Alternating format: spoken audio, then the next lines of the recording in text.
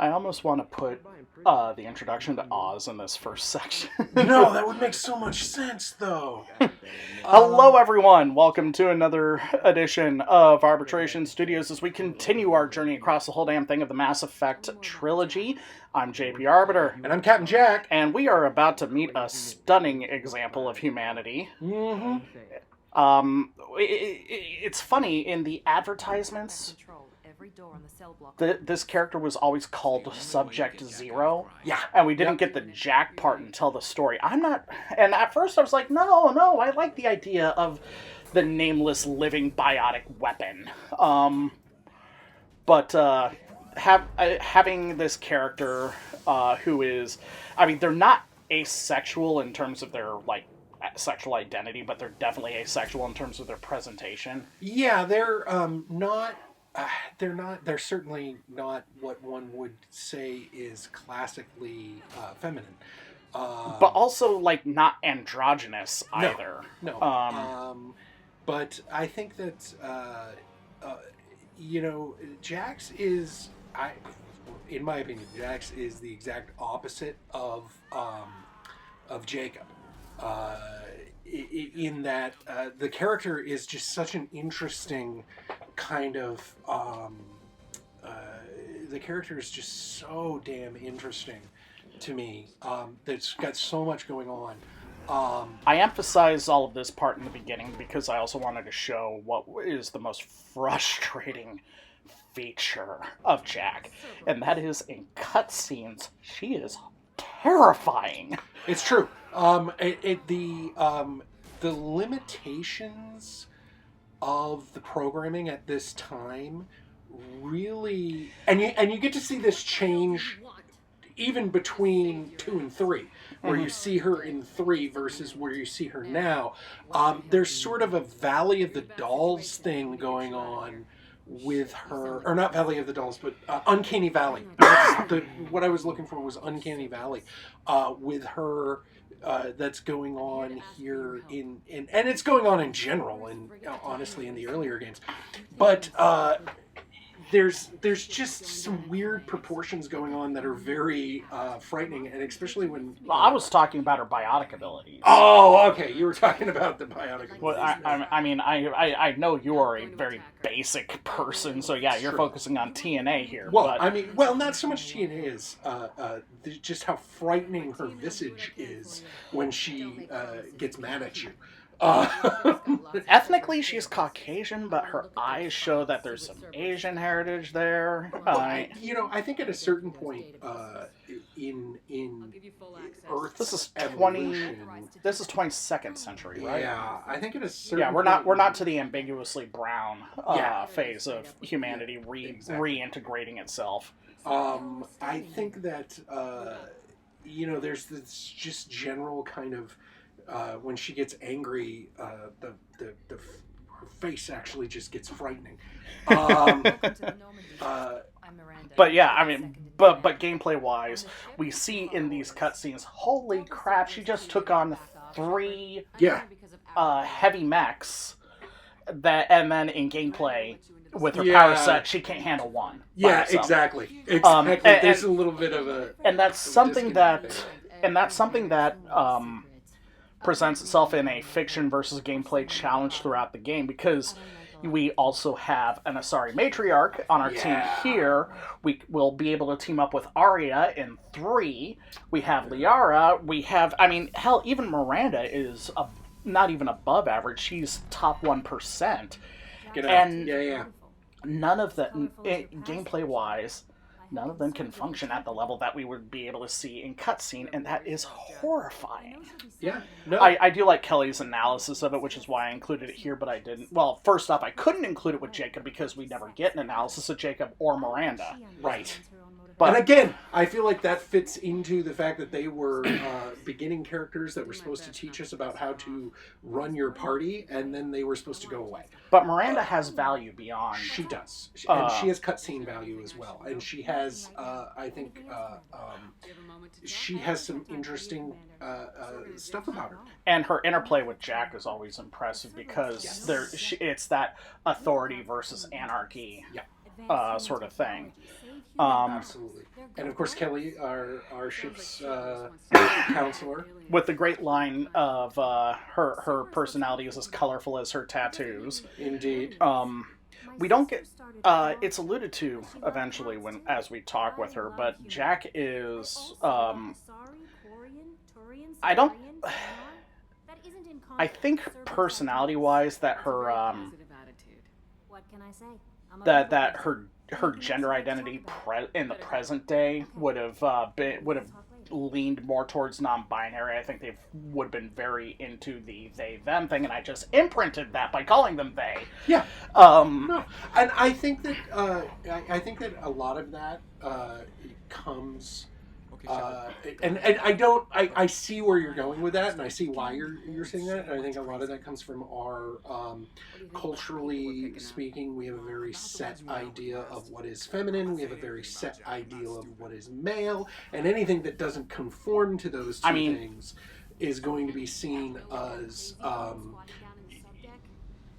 outside this whole interaction. I love these two. These two, as an engineer and as a mechanic myself in the military, I always find the people that keep the aircraft, the people that keep the equipment, the people that keep the ships running to be some of the more interesting people. Generally speaking, because 9 times out of 10, they really don't care about a lot of the. Just don't touch my boat. Yeah, they really do. It's like you're going out and a ship's having engineer is adventures. America condensed into a single person. Don't touch my boat, or there will be problems. Don't touch my boat. But it's just there's a focus of my job is to keep this stuff working. Your job is to go do whatever space messiah thing that you're going to go do, but I have to keep this boat working. So, back to Jack and gender identity and whatnot, and how I'm fully convinced that that Jack would identify as non-binary in the present. That has nothing to do with her sexuality. Her sexuality is hard, casual, yes. Yeah, no, absolutely. Absolutely. No. Gender and sexuality are not the same thing. And in the case of that, it's like she will display later on that she has a clear preference for men, but you know, it's like she will say, I'm not exactly into the girls' club, but she'll in the stories that she shares with us during this pre and post amble before her loyalty mission, it's pretty much implied that it's I guess the context would be gay for pay, like I will play with women if there's something in it for me, right. Absolutely. Even if it's I need the hard-o. Yeah. No. I think and of course you kind of there's so you imprint a lot of stuff on characters when you're as the observer. We are seeing a lot of things in characters and reading a lot of things into characters' actions and characters' behaviors. The funny thing is that I have known men and women who are like her, as opposed to a lot of the other characters who I've never known. I've never known anyone who is as perfect as Miranda. Who I've never known people of those kind of things. Jack is almost the epitome of, are you male or female? I identify as a fucking problem. Yeah, I've known, and the funny thing is I've known women whose that was their style, but they are very, very much, I'm a woman. What are you talking about? This is just how I prefer to dress. This is just how I prefer to do my things. For the sake of the YouTube algorithm, I do put a vest on her, mostly because as much as I don't mind Jack's tits hanging out, it identifies as a fucking problem. Oh, no. This is, I actually have never done this. And I just wish I could. Looks really cool. I just wish I could take off those damn sunglasses. Yeah, the sunglasses are a bit of an issue, but not much. I kind of dig it. I also think that, frankly, with Jack's whole personality of, I am a problem, I'm an apex predator, and that's something that is pointed out in the language of how she moves. That whole vaulting of the railing on top of the table and still ready to pounce and stab Agatha Fisty in the neck. is clearly that. She's always like leaning forward, always ready to move forward. I actually think that the outfit that she's currently wearing, that you put her in, really does. It makes her look more badass than the lack of clothing did. Than just having the straps and whatnot. Well, and I get the lack of clothing, say for the belt that's keeping her ladies pinned down, because Jack's whole method of fighting is based entirely on maximum freedom of movement. It's a combination of jujitsu and parkour. Yeah, and absolutely, and I get all that. However, vests have a lot of pockets. Yeah, and that's where you can keep the snacks. And I don't care how badass you are. I don't care how awesome you are. I don't care what a killer you are. I don't care any of those things. Everybody needs snacks. Look, after a hard fight, I want a Rice Krispie treat. Exactly. A delicious snacky. And so, which actually, that's a little foreshadowing for for Mass Effect 3, which I will bring up when we do the mission that involves her in Mass Effect 3. Right here, this is the thing that's where player and character are honest. You fascinate me. I've never met anyone like you.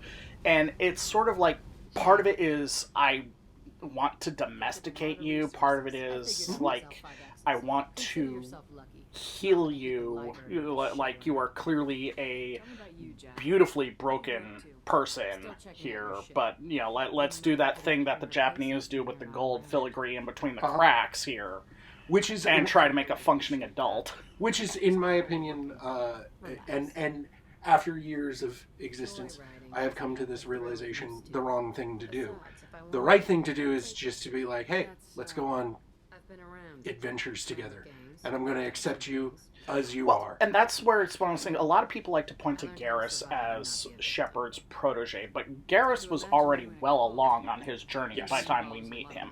Yeah. Jack, I think, is a better protege because, again, much like in Jacob's story, where there's a bunch of people who have regressed to a very simplified view of humanity, Jack is, despite being in her mid-20s at this point, still a fucking teenager. Well, yeah. She is still in the, if I can't fuck it, if I can't eat it, I will kill it and get it out of my way. Yep. And I think that we have her loyalty mission kind of showcases a certain worldview that she has. Well, she's definitely a product of her environment. Yeah, exactly. And but she was brought up to be the most powerful human biotic in the galaxy, and unfortunately, they succeeded. Yes. However, she is not the most powerful biotic in the galaxy. That's a Volus. I did say human biotic. It's true, you did. He is the biotic wind. But I will unleash a great biotic wind that will strike her down like a great biotic wind. You need to take a nap. Don't we all? But I think that with Jax is... I like the character. She makes the other interactions more interesting. She tweaks Miranda, and Miranda seems like the type of person that needs to be tweaked. Well, Jack and Miranda are Walter and Jack from the Odd Couple, I think it was. Yeah, from the, and it wasn't Walter and Jack. I was identifying the actors. Yeah, you were saying Walter Matthau and Jack Lemmon. Yeah, you did. But these two guys who are best friends in the world and behave like they fucking hate each other. It's true. Grumpy Old Men, that's what I was thinking of. You were thinking of Grumpy Old Men, although I believe that they have been, Walter Matthau and Jack Lemmon actually did do Odd Couple. I'm not sure if they were, I'm not sure if they did a production of it, a stage production of it, but I do think that they at least one of them did.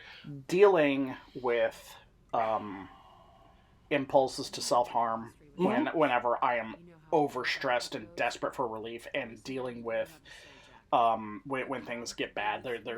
There's no third gear here. That whole thing that Jack just did, when she finds she doesn't find the answers she's looking for yet, but she found where the answers are. And when she got up and she's like, oh god, that hit me right there, because I have, in times of high stress, it's the the itchiness that is not just inside the skin, but like in the bones, in the places that you are not supposed to feel things because there's no sensational nerve endings there. That hits. So they tormented you to see if it was strong by. Yeah, they were making Mewtwo in human form here, kids. It's not hard. Mewtwo. Am I fucking wrong? No, you're not wrong, but it's just Pokemon references in Mass Effect. In Mass Effect, and of course, again, this is you said something about the vest is badass. Vests are badass. First off, vests across the board are badass, unless they're sweater vests. Shane McMahon and his little posse kind of ruined those in the no, you're fair. The Green Street. Mean Street posse. I had completely forgot about those. But I think was Colt Cabana one of his? Okay, I don't believe there was like one of his guys. Like I looked at him and I look at Colt Cabana now. It's just like there's some like facial similarities and build similarities. It was the bigger guy, obviously. Yeah, I think he did the same flying butt whack that Colt Cabana did. It is referred to as a hip attack. But the point is that maybe because Scott Colton was like a trainer and a backstage guy in WWE at the time, so no idea. So like maybe he trained these guys. So no idea. But here we have Jax is getting us ready for her loyalty mission, which is in and of itself, getting to the loyalty mission is a little bit of a chore, but in and of itself, it's a pretty straightforward. There's not a lot of, but it is really well written. Mm-hmm. It is really, it is a heavier. It is one of the heavier ones, and it is, for me, one of the ones that hits a little more than others as far as the emotional impact of it, and the storytelling behind it. People that get stuck in the past and kind of the overall arcing kind of deal with it. Another reason, by the way, why I say that, I mean, before I go into it, Jack's creation and its aftermath are very much right out of Mary Shelley. Yes. Yeah. That fits into that story. But the visual presentation of it, if you've watched the Detective Pikachu movie, and if you've watched, as I did when I was in high school, the first Pokemon movie, are also very... The visual language is almost identical to Mewtwo's creation and when he broke out, and then when he came back to where he was created, because that's kind of the key of the Frankenstein story, is that it may leave, but it will return. And always the fascinating thing for me is, and this is the question that comes in with the Frankenstein story, which is who's the monster? Yeah. Who's actually the monster? Who's actually the Frankenstein's monster didn't ask to be made, and it struck out before it could truly learn what, it learned morality on its own. And in the original story, is not unlike young Frankenstein will say to you, it is not a unthinking,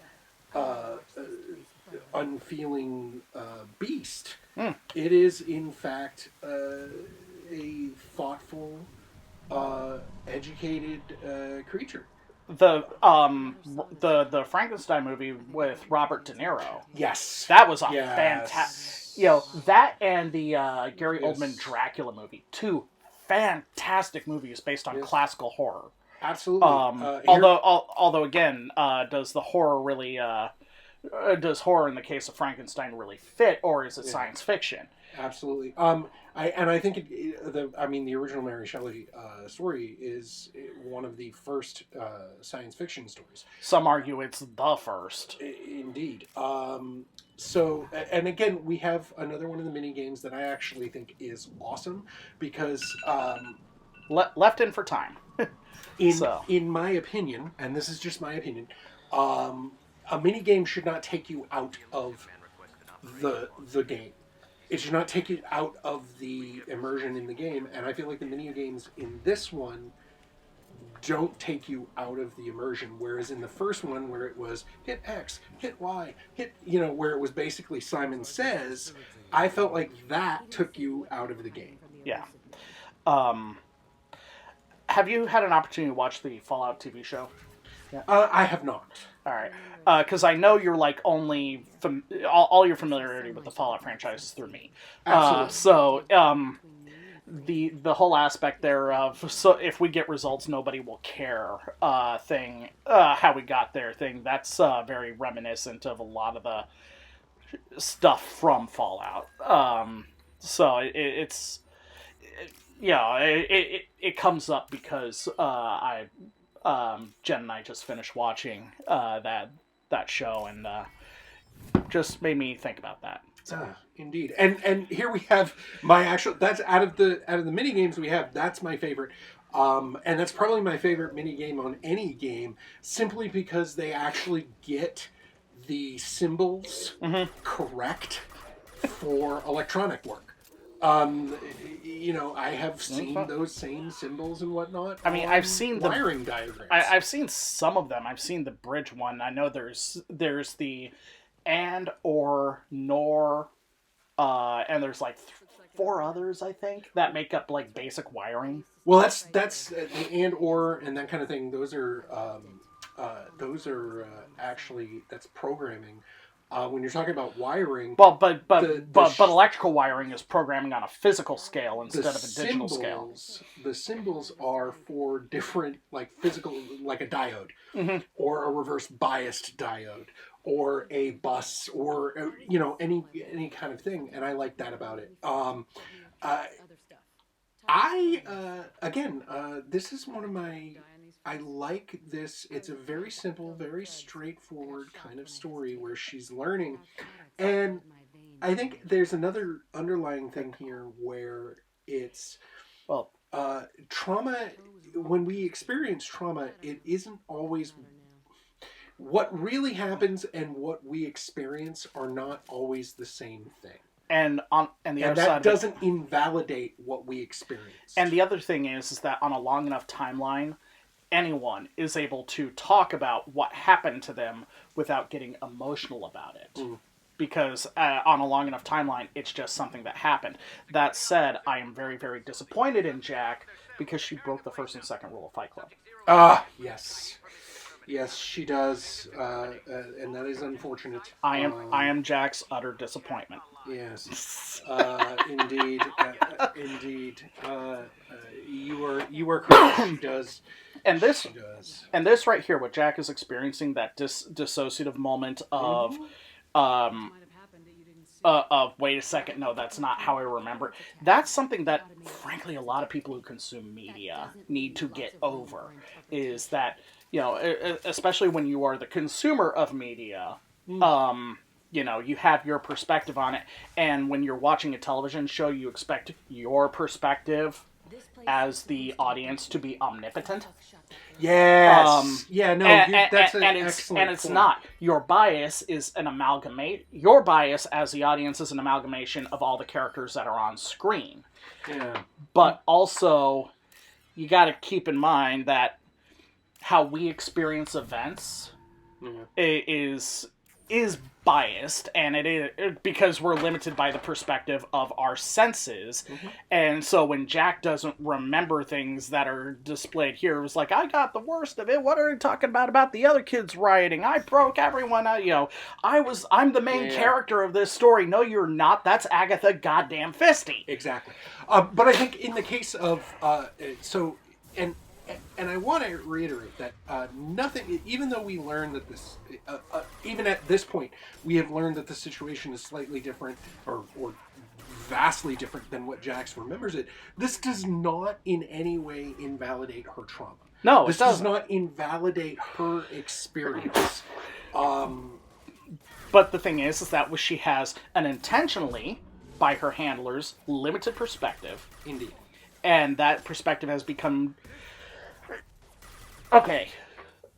That perspective has become distorted by time. Indeed. And so, what can you expect through that? And, it doesn't change what happened to you and how you feel about what happened to you. And there it is. Gesundheit. So here we have our first real combat. Yeah, unfortunately we were forced to eliminate a Krogan, which is always sad to me. Every Krogan life lost is a victory for the Turians. Exactly. And that's a problem. Stupid metal bird people. Indeed.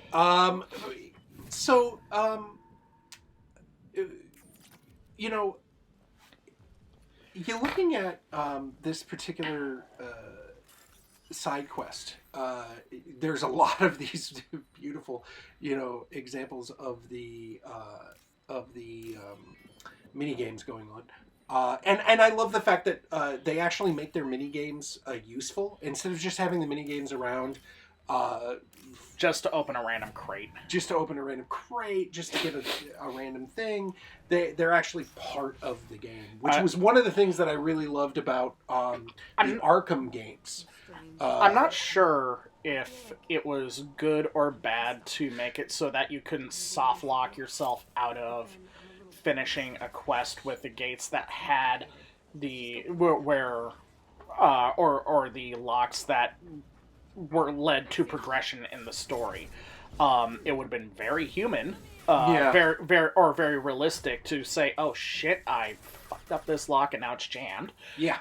At the same time, we're in a universe where I am carrying a black hole generator on my back, right. And so literally there should not be a single door that is not open to me.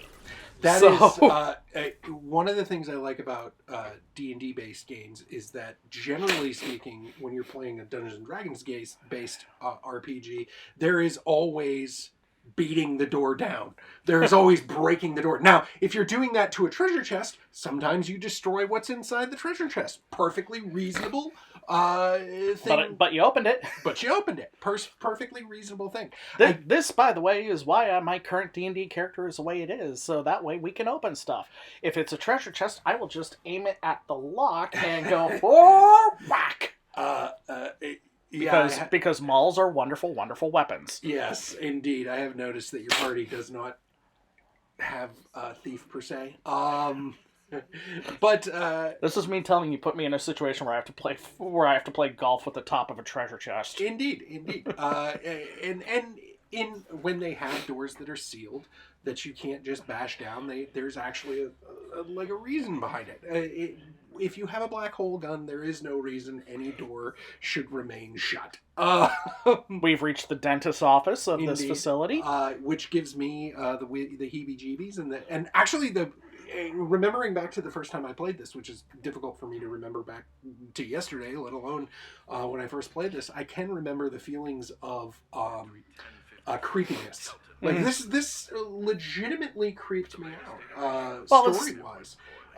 And game-wise, this is why for me 2 is the best of the series. Is because there are points of the game where the storytelling and the game itself are done so well that I actually get immersed in it and I actually get creeped out. Mm-hmm. The thing about Mass Effect as a trilogy is that you have to take it not as three separate games, but you have to take it as a first act, a second act, and a third act. The first act is really character introduction, world building, establishing motives, all that stuff.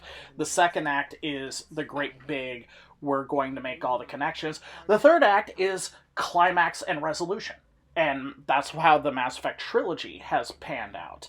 Now, there was some mid-writing fuckery because in the world of game development, it's not one great big story. It's three separate stories, even though they're trying to make one great big story. But that's a production issue, not a writing issue. But that's why in the case of Mass Effect 3, once the game goes, it doesn't stop. Yeah. And then when it does slow down, it's, oh my god, it's a slog. Yeah. No. And again, BioWare just at this time, and I think they've kind of thank you EA, they've kind of slacked on this a little bit, but at this time, man, could they write? Mm-hmm. Man, could they write a story? You feel like there are certain points in the earlier Mass Effect games, and even in 3, and even in Andromeda, honestly. So they still kind of have it, where you feel like you're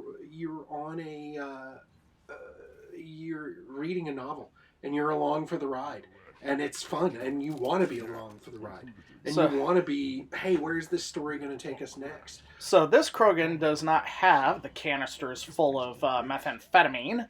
That's my opinion on what those big canisters are. But like, two of his buddies do. So it's like, is he more valuable not high as a kite while he's fighting? Well, I would just like to say that I like his armor is quite attractive.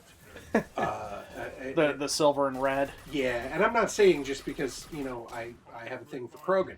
I think his armor is kind of neat looking. All right, fuck this. They knocked me out when I was getting ready to fire. Indeed, and I here forgot we about have. We're going to go with the black hole bomb, which is not as effective as I had thought it was going to be. Well, I shot it at Krogan. That's true. It's true. Look. They are badass. But it was visually very stunning. It was visually very cool. That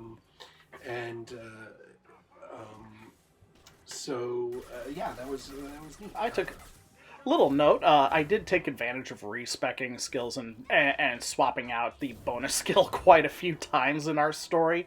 That's why we have warp ammo here, and then later on you will never see it again, and it's replaced with like something else. Because I was trying to find stuff that worked. And here's my thing. That's not cheating. I'm taking advantage of an built-in game mechanic. That's exactly where I was going to go with that.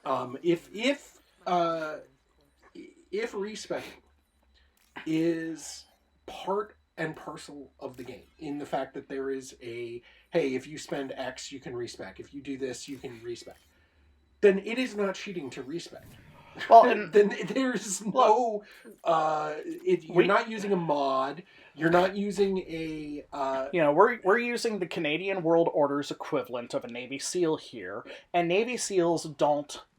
They are not like uber specialists who will do one thing and then when they've reached the apex, like, stop learning. No, we constantly will learn new things and sometimes have to retrain on old things just because it's a skill set that hasn't been used. Yeah, and I think I'm a fan of respecking. My name is If and hey, if they let you do it, they let you do it. Here we have. a situation where My name is Jack. uh, How the hell Well, did it's you the two know different that? ways of dealing with tragedy. thank you. That's where I was What trying to we get have to. is that Arash has that moment, and I described it in our Jacob video with the crashing of the ship, which was a pure accident. Arash believes that his suffering had to be for a cause. Yeah. And in a way, yes, it was. It was a monstrous cause, though. But he needs his suffering to be validated. Jack doesn't want her suffering to be validated. She knows that it was inhumane and inhuman, and I don't want to say pointless, but not worth the cost of what happened to her. And her whole goal, her whole subtext behind this whole thing is that she doesn't want another her in the galaxy, because I don't even want to say that it nearly destroyed her. I think it did destroy her, and what we have is the thing that was glued back together through the years between 13 and 23, which 23 is an arbitrary date. I'm not sure what her age is. I'm not sure she knows what her age is. I think they created a person, and that person, I think they created a person, and that person has issues, and that person has behaviors, that person has trauma, that person has a whole bunch of stuff. But they create that's what happened. They created a person. This other guy is stuck. He can't be a person because he is stuck in a moment. He is stuck in a time. He is stuck in a place, and his mind cannot become what it was intended to be. He's searching, and in a lot of ways, people who search for reason instead of accepting cause end up this way. They're constantly searching for this whatever it is, because they can't accept the fact that yes, A and B happened, and so I am left with C. But they want A to be because something chose me, because there's, they want this. And sometimes, and a lot of times, most of the times, no, A and B happened because A and B happened. Now, to justify our decision here on whether or not Jack to kill him, again, the writing actually fully justifies this. Arash is a guy who can't tie his own shoes. He's not going to accomplish something. I understand, and so does Agatha through us, that what Jack's ultimate goal is the universe should not have people like me in it. That doesn't mean I'm going to off myself. I'm going to live because I have that will to live. That's why she's here. But the process that it took to get to me should not exist. By dissuading her from killing this guy, first off, it's a waste of a bullet. The guy's hopeless. Yeah. Literally hopeless. Was that by not giving in to that baser instinct, now there isn't now there isn't even you in this universe. You have this is that evolution beyond the making the ruthless killer that you claim to be. Now, this is one of my favorite parts of the game. First off, I would do the exact same thing with the safety switch on that bomb. And then Jack also, I should say, completely undermined my moral lesson for her because Arash is probably vaporized. Yeah, no, absolutely. However, I very much enjoy nukes going off. Joker's comment here. Glad we figured out Jack is crazy because that was really up in the air. Yeah. Seth Green is so perfect in that role. In every role he does, honestly. He's fantastic. But I think as Joker, that kind of touches me. I love his Joker. Now here we have the end of this moment. where she, Jack is coming to the grips of, I'm not whole again, but Yeah. I'm not just an apex predator now. Right. I'm more, I've learned I can be more. So it is the most wonderful character development ever, and the only thing that makes it beyond that is if you're playing a male shepherd, that that it is through that romance angle, because now she also learns to value human connection. Yeah. In a way that's that is different from how it is in Mass Effect 3. So absolutely, I think that she's. It's funny because I love the character Jax. I just don't often use her as a companion. this is where I was talking about earlier about not being really into the girls' club, but I think down below, because sexuality is a tool for her as much as anything. Yes. It's like, we found out that that's not quite true, but she still has that animalistic presumption of you must be interested. I included this as a little bit of candy as well. So a lot of the context of this doesn't come into play until we get Miranda's story in. Right. But Yeah. This fight. I have made this mistake a couple of times of not handling this properly, and this particular quest line won't finish, and so. And then they both hate you. And then bad things happen. I